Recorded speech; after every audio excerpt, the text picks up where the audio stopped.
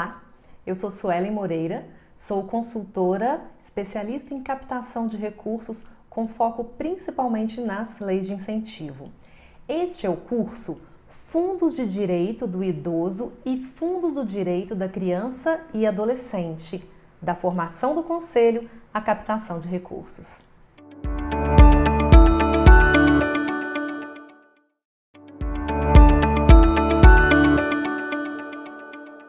A regulamentação jurídica básica para a criação e manutenção das organizações de sociedade civil está lá no Código Civil de 2002. Nós já abordamos isso nesse curso, não foi mesmo? Naquele módulo em que falamos sobre as questões organizacionais. E uma das coisas abordadas, que é uma parte básica da constituição das organizações, foi o Estatuto. Bem, o Estatuto é o primeiro ponto que eu quero trazer sobre o que a instituição precisa quando está se preparando para a captação de recursos. Existem normativas, regulamentos, o próprio Código Civil, que a gente já citou anteriormente, que vai abordar a questão do que é necessário, então, para se captar recursos. Bom, o Estatuto das Associações, segundo o Código Civil que a gente está citando, em seu artigo 54, prevê que as fontes de recurso para a manutenção da instituição deverão estar previstas em seu estatuto. É isso mesmo, ou seja, caso o estatuto não esteja tecnicamente bem formulado, prevendo as fontes de recursos, prevendo as atividades utilizadas para a sustentabilidade da organização, as ações de captação de recursos que estiverem sendo utilizadas, mas não estiverem previstas no estatuto, estarão, na verdade, em desconformidade com o que prevê as determinações da lei civil. Então, é muito importante que isso esteja previsto. O segundo ponto que eu gostaria de destacar diz respeito à questão tributária. Sim, muitas vezes a questão tributária é uma preocupação da instituição, mas a gente já tratou disso aqui nesse módulo e eu tenho certeza que vocês serão capazes de estar em acordo com toda a regulamentação e todas as questões tributárias necessárias para que a sua organização seja, sim, um exemplo para a comunidade e uma organização que esteja com tudo em dia para receber aportes dos mais exigentes investidores sociais, certo? Bom, só que as atividades para mobilização de recursos promovidas sem o respeito à legislação tributária, principalmente no que diz respeito às imunidades e isenções, podem gerar problemas fiscais. Esses problemas vão afetar a credibilidade da organização, como afetam o terceiro setor como um todo. Afinal de contas, nós estamos falando das organizações de sociedade civil e do seu papel dentro das comunidades e da sociedade. Estamos todos no mesmo barco e é muito importante que, enquanto parte dessa comunidade do terceiro setor, a sua instituição não só esteja em dia com as suas obrigações legais, tributárias, regimentais, mas que faça parte de grupos e fóruns, seja exemplo para outras, cobre que as organizações como um todo cumpram as suas obrigações também, para que a gente mantenha a credibilidade desse setor. Bom, assim é importante que para as atividades de mobilização de recursos, as organizações, fundações cumpram alguns requisitos. Vocês podem encontrar eles detalhadamente na nossa apostila, mas eu vou destacar novamente aqui porque é muito importante. Bom, primeiro deles, não compartilhar resultados financeiros, lucros das atividades de captação de recursos. A gente chama de lucro, sabemos que nunca é lucro em si, ou raramente é, porque todo o recurso ele é investido novamente na organização, na sua finalidade, nos seus objetivos. Mas é muito importante que isso esteja sendo cumprido e esteja claro, inclusive, no estatuto. Não se partilhe os resultados entre diretores, conselheiros, associados ou quaisquer colaboradores. Outra coisa, depois disso, é definir também no estatuto da organização quais são as finalidades da instituição e quais são as fontes de recursos, separadamente disso. Ou seja, quais são os recursos, as fontes que a instituição poderá buscar para então executar as suas ações, os seus projetos, os seus programas, enfim, a operacionalização da organização. Em terceiro lugar, tem que destinar integralmente os resultados às ações que estão condizentes, que vão ao encontro do objetivo social da associação ou da fundação, que vão ao encontro da sua finalidade. Então, todo o recurso captado deve ser aplicado em ações que vão ao encontro da sua finalidade. Bom, temos que promover a manutenção de todos os títulos, qualificações, certificados, certo? Isso é muito importante. Então, se tem o título de OCIP, que é a Organização da Sociedade Civil de Interesse Público, de Utilidade Pública Estadual e Municipal, o Certificado de Entidade Beneficente, que é o SEBAS, os registros nos conselhos da criança e adolescente, Conselho do Idoso, tudo deve estar sempre mantido, regular, certo? Então, muitas dessas certificações vão precisar de renovação com um determinado período. Então é importante buscar saber o período de renovação, não deixar vencer, estar sempre com tudo regular em conformidade jurídica. E manter também todas as certidões negativas relativas aos seus débitos federais, estaduais, municipais. Muito importante manter as certidões negativas e caso algum acontecimento, algum débito temporário deixe a instituição sem uma das certidões negativas, resolver o quão antes possível esse débito se regularizar para obter a certidão negativa. E por fim, estabelecer contratos com todas as suas fontes de recurso. Sim, porque quando as fontes de recursos são públicas, a gente já tem os termos de parceria, termos de compromisso, existem convênios, mas quando são fontes privadas, especialmente pessoas jurídicas que estamos falando, é importante também ter o contrato de doação, né? Então, é importante manter os contratos com todas as suas fontes de recurso.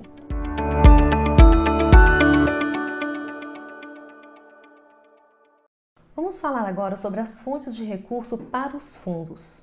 É muito importante ter em mente que, assim como as instituições precisam ter identificado no seu estatuto as fontes de recurso, é importante que elas estejam identificadas também pelo Conselho no plano de mobilização e aplicação de recursos, aquele plano que deve ser feito de acordo com as necessidades identificadas nos territórios e aprovado pelo Legislativo, seja falando do Fundo Municipal, ou do Fundo Estadual, ou do Fundo Nacional. Mas ainda, as formas de aplicação dos recursos que advirem dessas fontes, elas devem estar identificadas também, bem organizadas, no regimento interno do Conselho e sempre serem publicadas as formas de aplicação dos recursos também nos editais de chamamento público. Quais são essas fontes de recursos possíveis que nós estamos falando? Bom, vamos lá. Os fundos podem ter diversas fontes de recursos diferentes. Vamos falar sobre cada uma delas. Você vai encontrar os detalhes também na nossa apostila. Bom, recursos públicos que lhes forem destinados, consignados pelo orçamento da União, do Estado, dos municípios ou do Distrito Federal. Inclusive transferências fundo a fundo, como pode vir do Fundo Federal para o Fundo Municipal, entre esferas de governo, certo? Bom, doações não incentivadas ou sem uso do incentivo fiscal de pessoas físicas e jurídicas. Essas doações podem ser inclusive de bens materiais, de imóveis, não necessariamente recursos financeiros. E a gente tem as doações que vêm por meio das destinações do imposto de renda de pessoas físicas e jurídicas. Além disso, as contribuições de governos estrangeiros ou de organizações internacionais multilaterais. Rendimento das aplicações do mercado financeiro. Sim, porque o recurso que está no fundo, numa conta bancária, ele deve estar em aplicações financeiras e os seus rendimentos fazem parte das receitas do fundo. Bom, e por fim, os municípios podem definir, especialmente os municípios, bem como os fundos em todas as esferas de governo, mas recursos provenientes de multas, recursos provenientes de inscrições de concursos, entre outros, que decidir que serão destinados ao fundo de forma integral ou parcial. Bom, falamos sobre as fontes de recurso. E agora vamos falar sobre quem são ou quem podem ser os investidores. E aqui a gente está focando principalmente naquela fonte de recurso que se trata do doador, pessoa jurídica ou pessoa física, certo? Bom, os investimentos por pessoa jurídica, especialmente falando dos incentivos fiscais, eles podem ser feitos nos fundos municipais, estaduais ou no Fundo Nacional por pessoas jurídicas que sejam contribuintes do imposto de renda no sistema de lucro real, podendo deduzir até 1% do imposto de renda devido. Então, o contribuinte pessoa física tem que usar o sistema de lucro real para a apuração do imposto de renda. Não pode ser a pessoa jurídica que faz isso pelo imposto do Simples Nacional, por exemplo, ou pelo lucro presumido, mas somente lucro real. Já as pessoas físicas também têm uma condição, elas podem doar para os fundos nas 3 esferas, mas elas têm que ser contribuintes do imposto de renda e utilizarem a declaração do imposto de renda pessoa física no modelo completo, podendo deduzir até 6% do imposto de renda devido. Bom, então a pessoa jurídica que pode fazer a destinação de 1% do seu imposto de renda, aquela pessoa jurídica tributada pelo lucro real, ou a pessoa física que pode fazer até 6% do seu imposto devido desde que ela use a declaração no modelo completo, poderá, dentro do ano fiscal a que se refere aquela apuração do imposto de renda, fazer a sua doação. Essa doação ela é feita na conta do fundo através de um depósito identificado ou de uma transferência eletrônica, TED ou DOC. Por quê? O que tem que ser identificado? Tem que ser identificado o CNPJ ou o CPF daquele doador. Então, o depósito identificado permite preencher esse dado e a transferência eletrônica já identifica isso automaticamente. Precisa ser dentro do ano fiscal, ou seja, se a pessoa física faz a sua declaração de imposto de renda lá em março, abril, relativa ao ano anterior, a doação tem que ter sido feita dentro do ano anterior, certo? A pessoa jurídica, se ela faz a apuração do imposto de renda trimestralmente, relativo ao trimestre anterior, tem que estar dentro daquele período fiscal. Se é anualmente, referente ao ano anterior, dentro daquele período fiscal. Bom, uma vez que seja feito o depósito, cabe ao fundo emitir um recibo dessa doação. Esse recibo vai ter todos os dados que o doador, o investidor, precisa para usar na sua declaração, certo? Como o CNPJ do fundo, qual que foi o valor doado, qual que foi a data de doação, enfim, são informações que normalmente o doador já até tem no seu próprio comprovante de doação, mas esse recibo é essencial e ele é um documento que ele vai ser utilizado lá na declaração e deve ficar guardado junto com a documentação do imposto de renda do doador. Bom, e por fim, feito então essa doação, essa destinação, recebeu o imposto, ele vai usar os dados, recebeu o recibo, ele vai usar os dados desse recibo na hora da declaração, ok? E aí, ao fazer o lançamento dessa doação lá no sistema da Receita, é possível ver imediatamente o impacto disso em relação ao imposto devido, porque o valor que foi destinado dentro desse limite de 1%, ele vai ser deduzido integralmente do imposto devido do doador. Mais uma dica: como se trata de imposto de renda devido à União, o doador, seja pessoa física ou jurídica, não precisa estar no município ao qual o fundo pertence. Nós estamos falando de imposto de renda. O imposto de renda é devido à União. Então, não importa se a sede do doador, no caso o seu CNPJ, ou se um doador pessoa física, está em outro estado, está do outro lado do Brasil.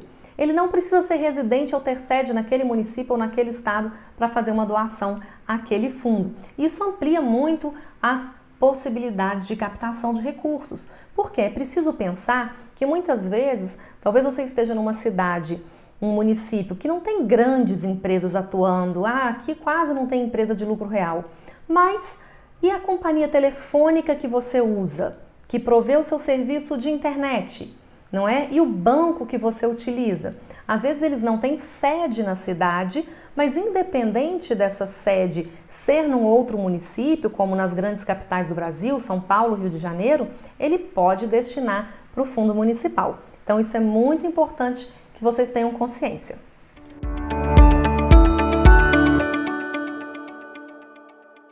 Comunicação. Comunicação é muito importante. É muito importante no nosso dia a dia, que dirá na construção de parcerias. E é preciso encarar que a captação de recursos, o seu processo, ele é um processo de conquista de uma parceria.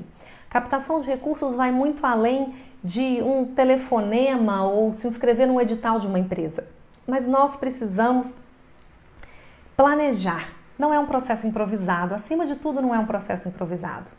Bom, é uma atividade que é complexa e exige planejamento. Porque o que envolve a captação de recursos? Diversos temas. Envolve, por exemplo, marketing, né? Fazer a imagem da instituição chegar aonde ela deve chegar, com a cara que ela quer que chegue, com a imagem que ela quer passar. Envolve o conhecimento normativo dos incentivos fiscais, como envolve o conhecimento de todas as outras normas e regulamentações que influenciam, como a gente citou no início desse módulo. Envolve planejamento, especialmente um planejamento estratégico da instituição. Afinal de contas, se eu não sei onde quero chegar, como eu vou saber o caminho até lá? Então, para planejar quais são as melhores estratégias de captação de recursos, eu preciso saber aonde a organização quer chegar, quais são as metas dela de ações e quais são as metas financeiras para cumprir aquilo que ela planeja, certo? É um processo de comunicação, acima de tudo, comunicação com a sociedade, comunicação com potenciais investidores, de relações públicas, sim, a gente precisa estar o tempo inteiro pensando no relacionamento, tendo pessoas à frente da instituição que conseguem ser embaixadores da instituição, ser embaixadores do conselho que está buscando se fortalecer perante diversos públicos com quem temos que falar, certo? É sobre diversas estratégias, sim, é preciso ser um estrategista para captar recursos, e é sobre elaboração de projetos, de bons projetos, é sobre questões jurídicas, sobre questões de natureza ética, enfim. Captar recursos exige dedicação. E especialmente quando nós buscamos investidores que são pessoas jurídicas, é preciso lembrar que há muitas expectativas a serem cumpridas. Bom, não é simplesmente o fato da empresa ter um recurso que ela pode destinar que vai fazer com que ela destine. Por quê? Porque essa decisão ela vai muito além de ter o recurso em caixa. Ela tem a ver com a política de responsabilidade social da empresa, com a forma como ela quer investir, aonde ela quer investir, com que território ela quer se relacionar. Tem a ver com a imagem dela e com a sua marca associada à marca de uma instituição, associada à marca de um determinado fundo. Então ela preza por questões éticas, preza por questões de compliance, tem a ver com a marca associada a causas sociais. Às vezes uma empresa está construindo uma marca defendendo uma determinada causa, por exemplo, de sustentabilidade ambiental, e ela quer focar todos os seus recursos nesse tema. Tem a ver também com dar retorno para os acionistas, porque muitas empresas elas têm dentro da sua política e como obrigação o investimento social. E isso precisa constar e ter um balanço social. Tem a ver com os indicadores de impacto. As empresas precisam saber do resultado do investimento que foi feito. Qualquer doador quer saber o resultado do investimento que ele fez, não é? A gente quer investir o recurso sabendo que ele vai realmente trazer resultado, ter um impacto na sociedade. Tem a ver com relacionamento com a comunidade, tem a ver com tudo isso, certo? Então, quando nós buscamos investidores, nós estamos falando de temas complexos. Nós estamos atendendo expectativas também, não é? E nós precisamos entender isso para saber nos relacionar com esses potenciais investidores. E é por causa disso tudo que normalmente as empresas que investem são muito mais exigentes do que pessoas físicas. Por quê? Porque o indivíduo, ele muitas vezes doa por puro sentimento, não é? É porque eu quero dar retorno para a sociedade, é porque eu conquistei um lugar melhor e eu quero poder retornar, é porque essa causa me comove, é porque eu quero trabalhar com a educação, é porque eu quero ajudar as crianças da cidade, é porque eu tive algum envolvimento emocional no passado. Então, a pessoa física normalmente ela é muito mais motivada por algo sentimental, né? Enquanto que as empresas não, tem todos aqueles aspectos que eu acabei de mencionar para vocês. E aí, quando nós falamos de todos esses aspectos, uma das principais coisas que a gente precisa ter atenção, já que tudo isso está sendo esperado de nós, é a nossa imagem. Por nós eu estou falando com vocês, organizações sociais. Qual é a imagem que a sua organização social hoje consegue passar para a sociedade? Bom, vamos falar um pouquinho sobre isso. Nesses meus anos, inclusive, de consultoria, diversas organizações sociais em vários estados do país, de norte a sul, eu confesso, eu encontrei com alguma frequência uma situação em que a organização é muito boa na sua causa. Fazem aquilo com paixão, fazem com responsabilidade, fazem com capacidade técnica e realmente tem excelência na sua forma de executar. Tem excelência nas suas ações, seja de tratar de pessoas com deficiência, seja de acolhimento a crianças e adolescentes em situação de vulnerabilidade, sejam em campanhas de prevenção à gestação precoce entre adolescentes, seja na defesa, na luta da violência contra a mulher. Quantas instituições eu já encontrei que são excelentes naquilo que é a sua finalidade, o seu objetivo social, mas que muitas vezes falham em demonstrar essa excelência. E eu entendo que é muito comum que os gestores que estão nessas instituições e mesmo os profissionais ali contratados, eles se envolvam muito com a causa e que muitas vezes, ou na maioria das vezes, os recursos não são abundantes. Então, normalmente, o que a gente prioriza? Usar todos os recursos na causa. Usar todos os recursos naquelas ações de assistência. Bom, só que muitas vezes ao fazer isso, a instituição acaba não dando muita importância a outros aspectos relativos à sua imagem diante da sociedade, diante de potenciais investidores que acabam prejudicando. Por quê? Porque essa imagem, ela precisa estar no mesmo nível da excelência com que a instituição desempenha as suas atividades. Ela precisa demonstrar. Vocês já ouviram aquele ditado, não basta fazer, tem que mostrar que fez? Ou coisa assim? Bom, a verdade é essa. A verdade é que é preciso que investidores que estão sentados lá numa avenida importante em São Paulo, ou lá num prédio imponente no centro do Rio de Janeiro, consigam entrar no site da sua instituição, por exemplo, e perceber o compromisso, a excelência, os resultados, o impacto que ela gera, certo? Então, para isso, nós precisamos investir um pouquinho na imagem da instituição. E o que é importante na hora que a gente vai comunicar? A gente tem aí diversas formas de fazer isso. O site, né, é uma das principais, se não a principal, como a gente também tem relatórios que podem ser feitos, tem newsletter, né, aqueles informativos mensais, por exemplo, ou num outro período, que podem ser enviados para uma rede de pessoas e de empresas, as mídias sociais diversas, mas nós precisamos ter um canal que mostre a instituição como um todo. E eu vou aqui orientar vocês sobre o site da instituição especialmente, que é um dos principais canais, porque pode ser acessado de qualquer lugar, por qualquer pessoa, por qualquer empresa. Esteja a instituição participando, por exemplo, de um edital para um recurso de uma organização internacional, de uma fundação internacional, esteja num edital de uma empresa brasileira que abre edital para receber projetos, esteja diante da tela de computador de um potencial doador que está ali tomando essa decisão.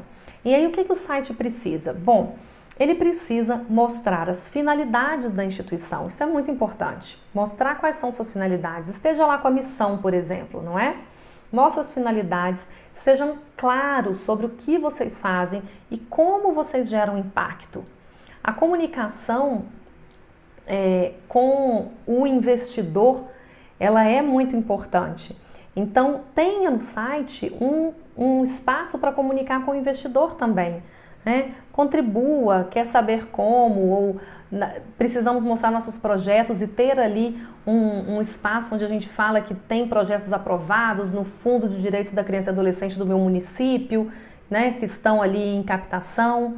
Precisa mostrar os resultados, mostrar o impacto gerado, mostre resultados mensuráveis.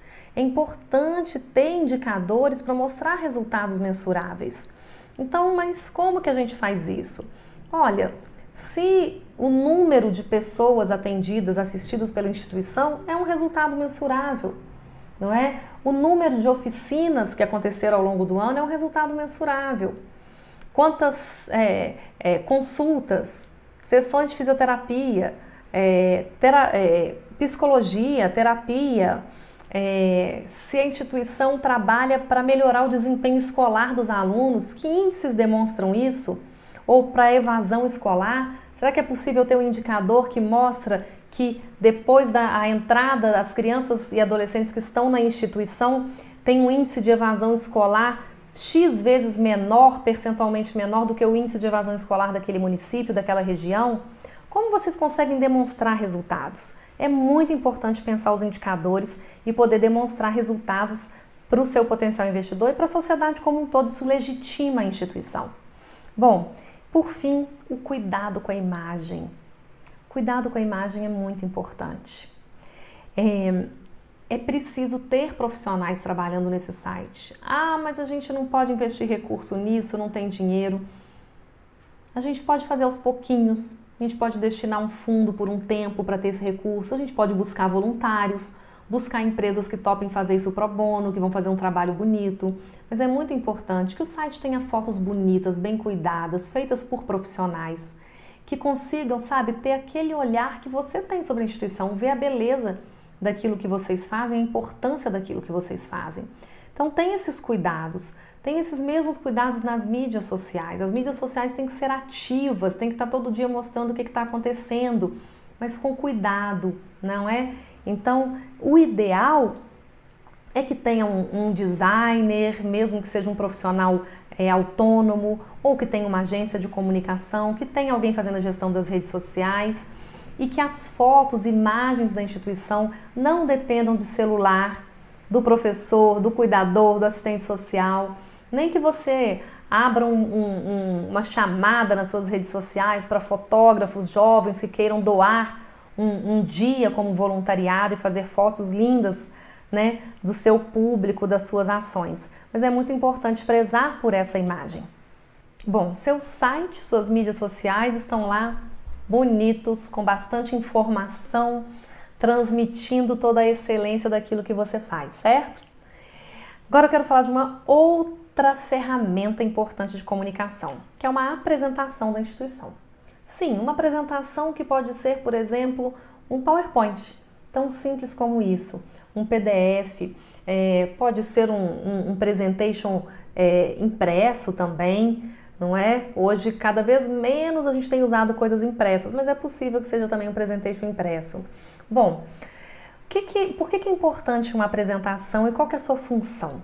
A apresentação ela vai ser utilizada principalmente quando vocês tiverem a oportunidade de estar frente a frente com um potencial investidor, não é? Com uma fonte de recurso, seja pública ou privada, né? Seja um tomador de decisão de uma empresa ou um grande doador da sua cidade, que pode ser até pessoa física que vai destinar o imposto de renda, mas ela é principalmente para esse momento, para estar frente a frente com o potencial investidor e aí sim mostrar o que vocês fazem, a importância desse trabalho, como esse investidor pode contribuir para esse trabalho, e aí a apresentação ela vai ter essa função.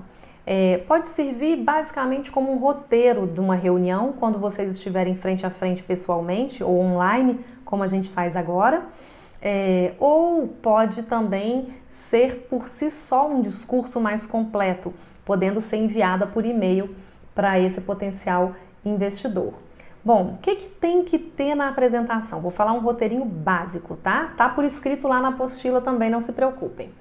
Ela tem que mostrar quem somos, quem é a organização, quem está por trás dela, qual que é a sua missão, principalmente, quais são seus valores, qual que é a sua causa, né? Então é muito importante que a apresentação comece demonstrando claramente o que a organização faz, qual que é a sua missão, qual que é a sua causa, como ela faz aquilo, especialmente se faz aquilo de uma forma diferenciada, que forma é essa?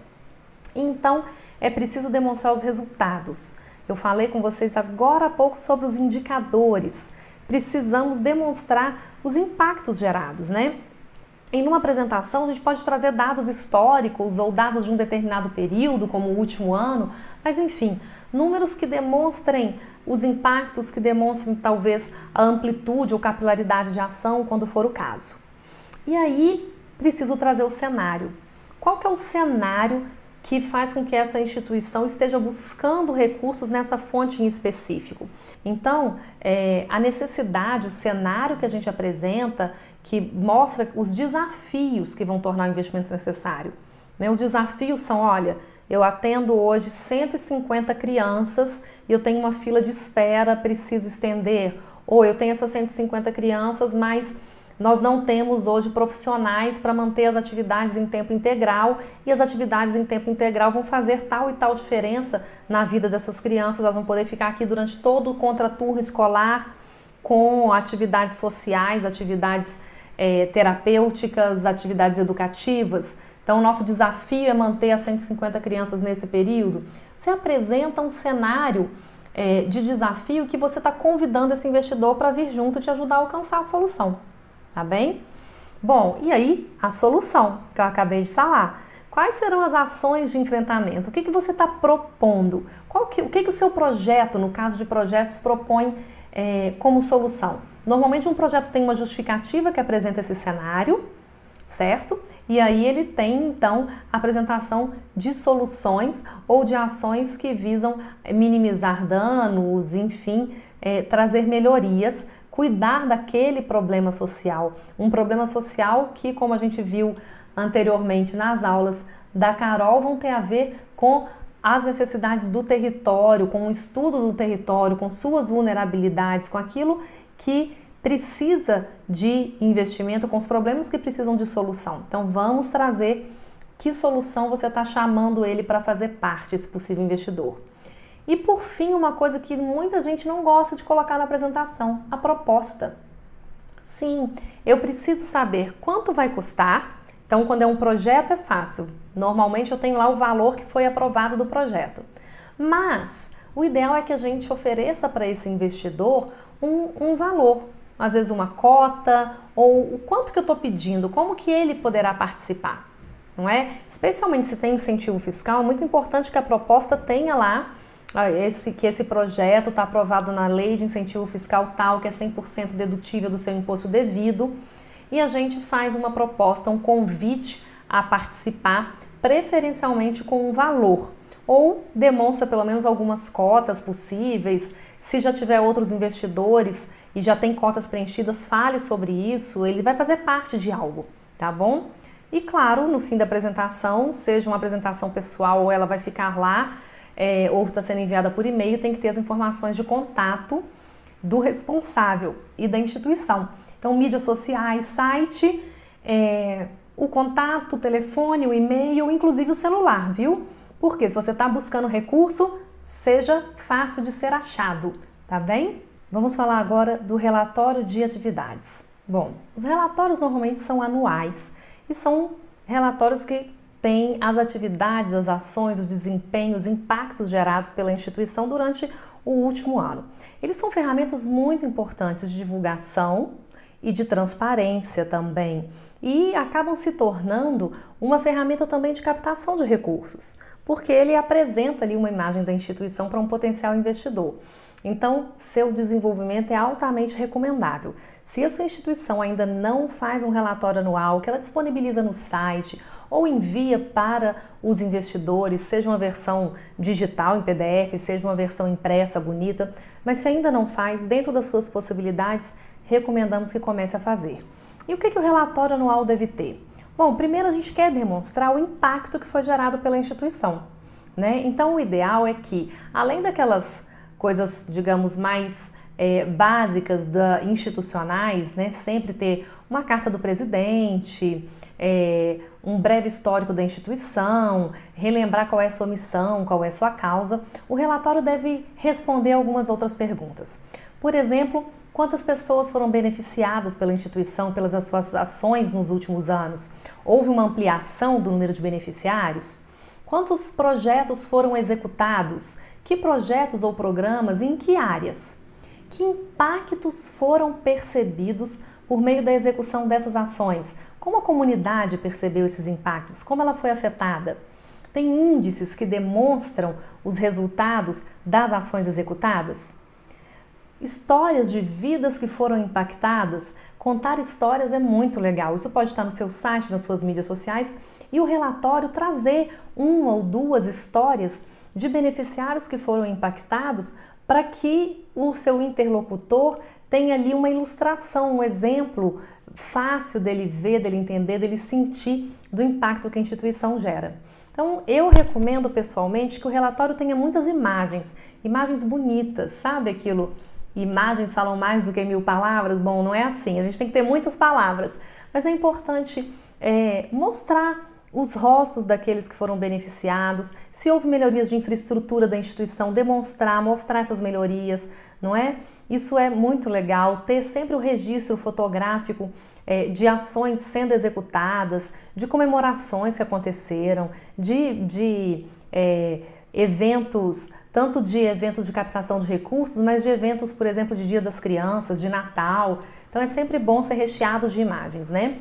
E o relatório tem uma coisa, ele não é uma prestação de contas detalhada, não é nesse relatório que vai, por exemplo, todo o demonstrativo contábil da instituição daquele ano, embora a gente recomende, eu vou falar sobre isso, que isso esteja disponível no site.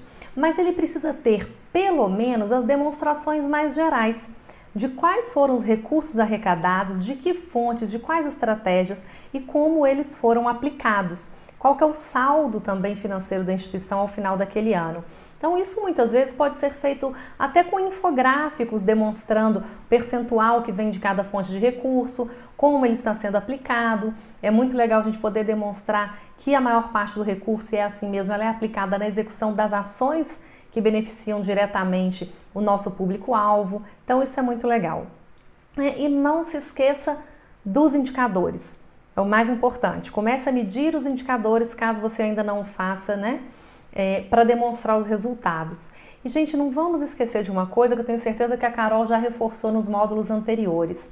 A instituição que faz parte ali do fundo, né, que pode utilizar dos fundos da criança e adolescente ou dos fundos do idoso, ela faz parte de um sistema de garantia de direitos. Ela faz parte de um sistema que visa os direitos, o bem-estar, a proteção desses públicos, não é? Que visa responder questões territoriais, problemas específicos de um determinado município ou estado. Então é muito legal que o seu relatório também consiga demonstrar como que a instituição atua na comunidade, como ela vai ao encontro desses problemas, da solução desses problemas, né? Como vai ao encontro da solução desses problemas, como que ela cumpre o planejamento que foi feito pelo município. Bom, tem algo que é muito importante que vocês tenham convicção. No Brasil, as pessoas doam. As pessoas doam dinheiro, elas doam tempo como voluntários, elas doam insumos, materiais, alimentos, respondem a situações de emergências. É verdade, o brasileiro doa sim.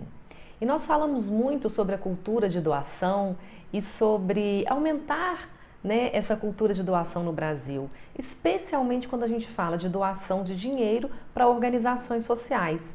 Por quê? Vocês que estão aí nesse contexto e eu que estou aqui conhecendo e trabalhando com dezenas de organizações sociais, culturais, de saúde, sei que a doação de pessoa física, para muitas delas, ainda é uma realidade longe de ser o ideal, longe de atender às suas expectativas. Mas o brasileiro doa e a gente precisa saber explorar isso.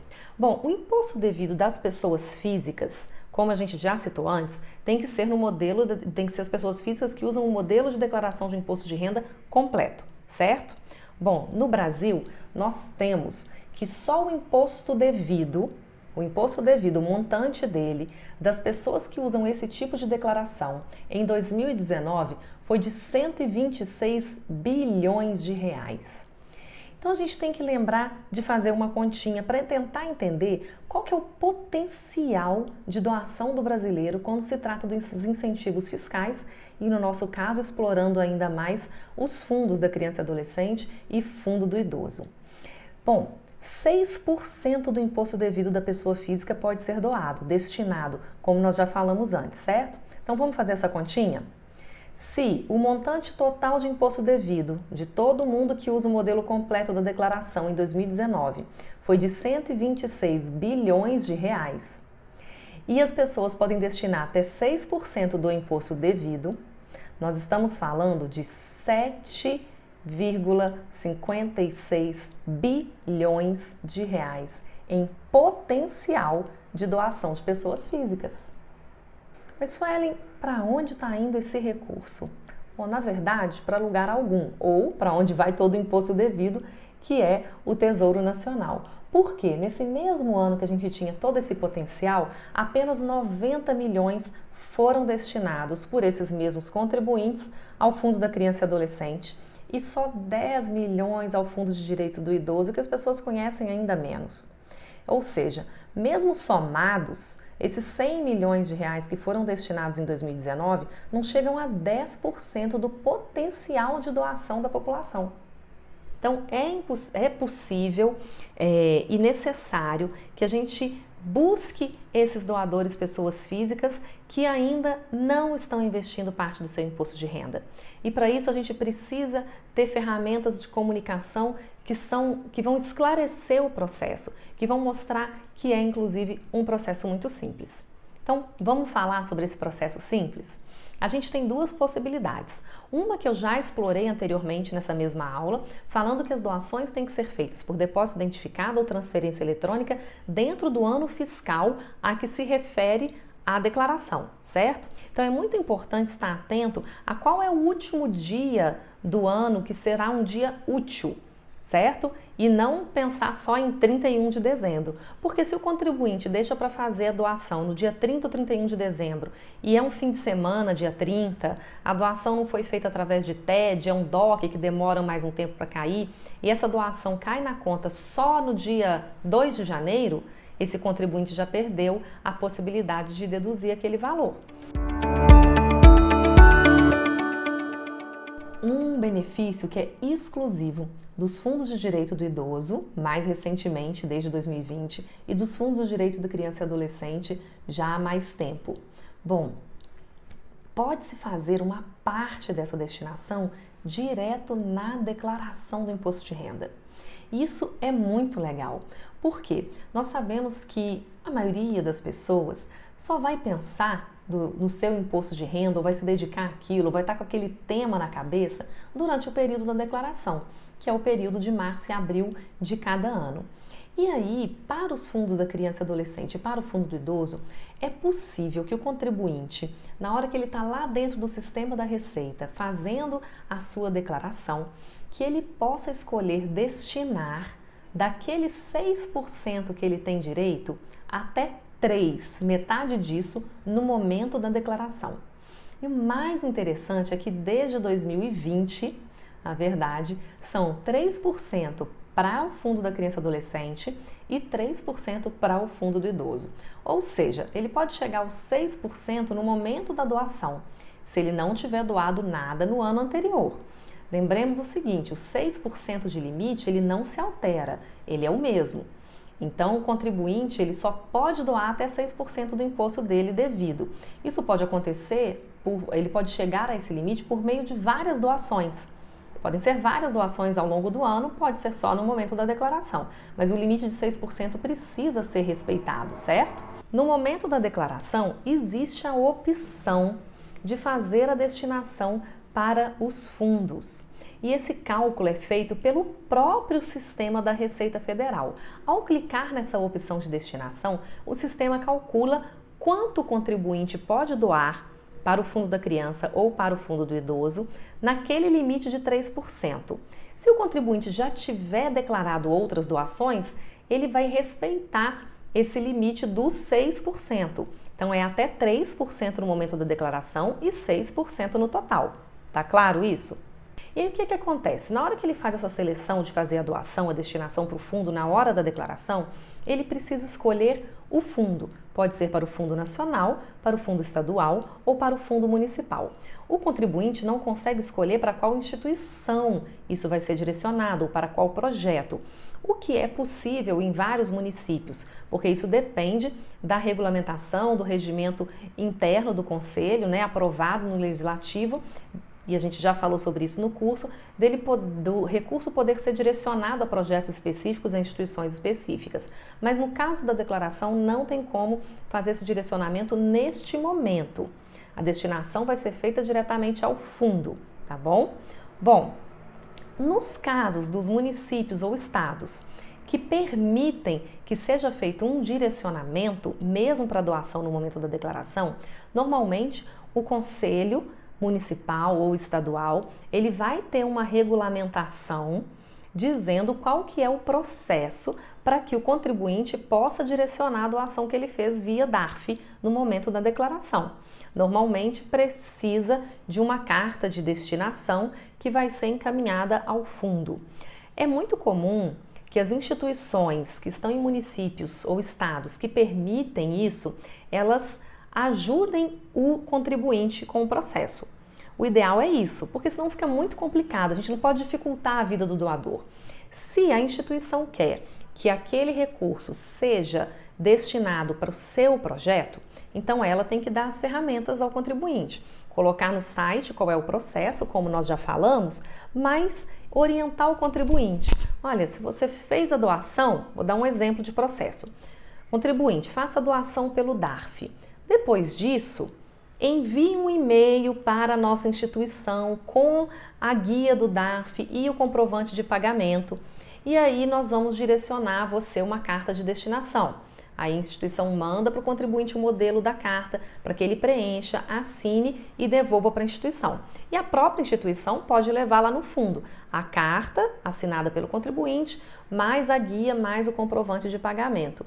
Então ali é uma atitude que o contribuinte tem de dizer: eu quero que esse recurso seja direcionado para tal projeto que já está aprovado no fundo da minha cidade ou do meu estado. Então é muito importante sempre facilitar o processo para o doador, tá bom? E eu queria assim deixar muito reforçado, eu quero reforçar para vocês que é uma oportunidade incrível poder captar na hora da declaração. Porque ao longo do ano, as pessoas estão ali envolvidas em várias outras atividades, não estão pensando na declaração que está lá na frente. Muitas vezes tem o pensamento: mas eu tenho que doar agora, a gente está em, sei lá, junho, julho, agosto, e eu só vou ver essa dedução quando eu fizer a declaração do imposto lá em março, está muito longe para eu tirar esse dinheiro do bolso. Ou então a instituição faz uma campanha maciça no fim do ano, porque está chegando o limite, né, para poder doar os 6% de forma integral, né, já que na declaração é só 3%, e a instituição faz aquela campanha e tal de fim de ano maciça, mas o contribuinte está assim: mas é final de ano, tem Natal, tem viagem em família, tem férias, tem matrícula do menino na escola, não vou tirar esse dinheiro do bolso agora, vou doar menos. E na hora da declaração, é muito legal porque, além da gente estar podendo falar massivamente durante, ou maciçamente, acho que as duas coisas, né, para todo mundo e de forma insistente, a gente poder estar falando isso durante o período da declaração, em março e abril, os contadores estão fazendo, os contadores estão em contato com seus clientes, então a gente pode trabalhar com os contadores para que eles lembrem aos seus clientes: olha, você não vai querer destinar uma parte para os fundos? Você pode, não é? E é um processo simples, porque o próprio sistema calcula. E a outra coisa legal é que o sistema da Receita Federal, na hora que se opta por fazer isso e fazer a doação, imediatamente a gente vê na tela do sistema a dedução. Então, se o contribuinte tem imposto a pagar, na hora que ele lança o valor que ele vai doar, esse mesmo valor ele é imediatamente reduzido do imposto a pagar. Ele vai para a DARF, que é uma doação, mas ele é reduzido do imposto a pagar imediatamente. E no caso do imposto a restituir, ele é aumentado no imposto a restituir. Olha que legal. Então, não precisa ter imposto a pagar. Muita gente confunde o imposto devido com o imposto a pagar. O imposto devido é tudo aquilo que o contribuinte deve ao longo do ano, muitas vezes, inclusive, já debitado da folha de pagamento. Esse imposto é o imposto devido. O que se tem a pagar ou a restituir tem a ver com o saldo, depois de lançadas as despesas ou outras receitas, se o contribuinte vai ter imposto a pagar ou a imposto a restituir. A doação feita com incentivo fiscal, ela diminui o imposto a pagar ou aumenta o imposto a restituir. E ela feita na hora da declaração, o contribuinte vê isso naquele mesmo momento. Então, ajuda na confiança, na credibilidade desse movimento de doação.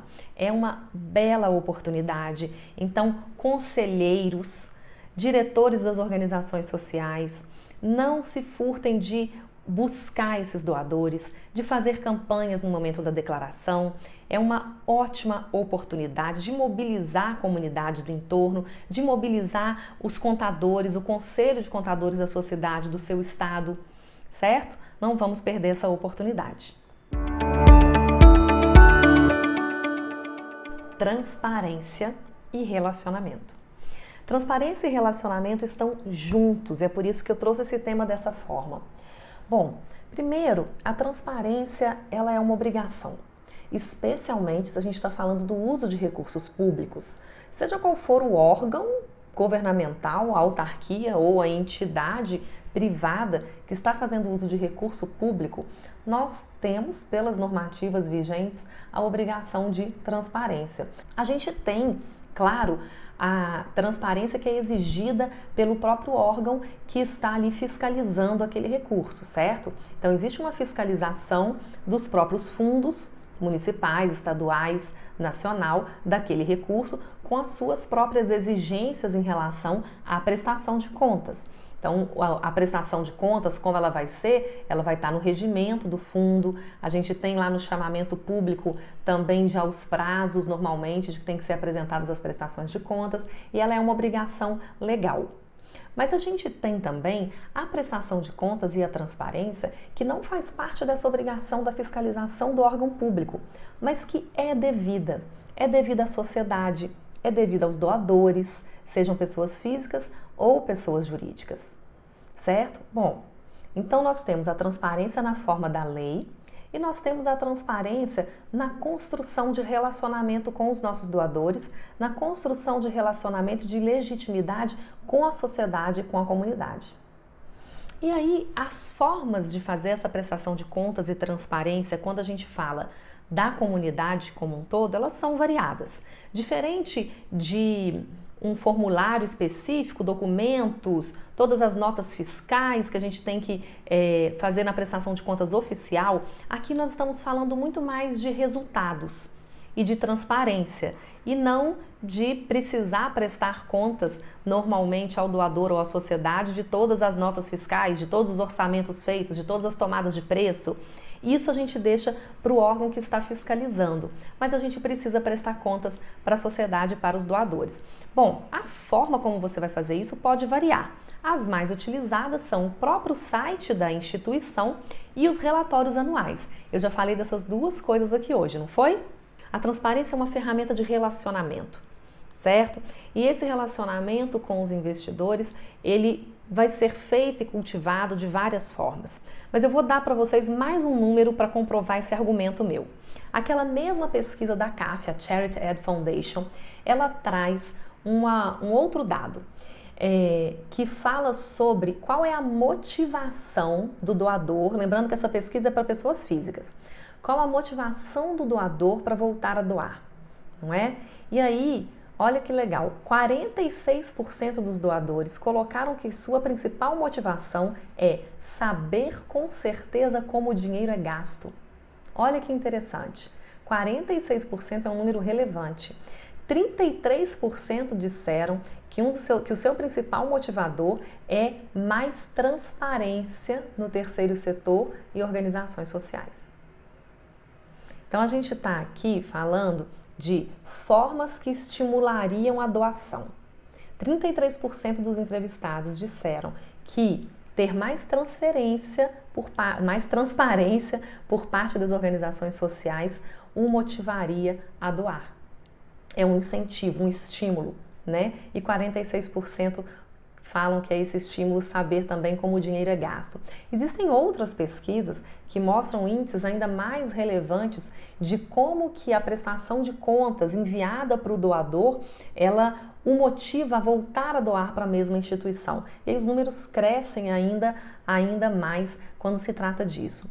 Então, são dados, são informações e vocês têm que fazer uso dessas informações. Então, para finalizar, eu vou deixar aqui com vocês algo que eu acho que eu já falei ao longo dessa aula e que é muito importante na hora que a gente está falando de transparência e de relacionamento com doadores. Vocês precisam ter em mente que os recursos que foram doados para a instituição ou para o fundo, mesmo que de forma direta ou com incentivos fiscais, bem como resultado de editais governamentais ou de convênios com órgãos públicos ou mesmo as doações de organismos internacionais. Quando a organização tem uma finalidade social e ela recebeu recursos para cumprir essa finalidade, ela é meramente a gestora desses recursos. Mesmo que na prática e legalmente esse recurso faça parte do seu patrimônio, é preciso ter em mente que é preciso gastar de acordo com a finalidade. Vocês vão gastar de acordo com a finalidade, de acordo com os objetivos, de acordo com aquilo que foi comprometido ou compromissado, seja através de um termo de parceria, de compromisso, seja simplesmente através do apelo que foi feito para a doação. Nós temos os órgãos responsáveis que vão fiscalizar o recurso, mas também a sociedade civil como um todo. Então tenha em mente que esse recurso, ele não é seu, ele é do seu propósito, não é? Da sua finalidade, dos seus objetivos. Trate-o dessa forma, dê transparência dessa forma. Por hoje é isso. Muito obrigada por assistir até aqui. O nosso curso já está quase acabando e não deixe de acessar a apostila do curso que está disponível para download, tá bem? Obrigada por estarem comigo.